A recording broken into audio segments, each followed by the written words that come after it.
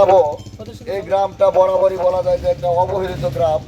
অবহেলিত এই কারণে, রাস্তার কারণে। এখানে যারা যাচ্ছে, আমি আরো দু একবার আসছি, এই রাস্তা দিয়ে আসলে হেঁটে যাওয়ার কোনো অবস্থা নেই। কোনো সুস্থ অসুস্থ হয়ে গেলে কোনো মানুষ কিভাবে এখানে যায়, এটা তাদের জন্য বড়ই কষ্টের বিষয়।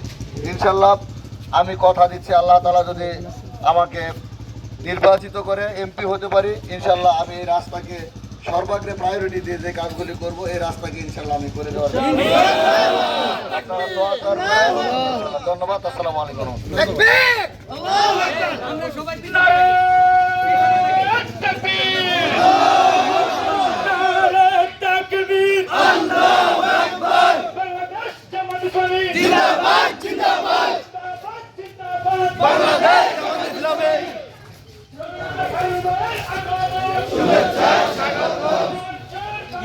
আবার পরে কিন্তু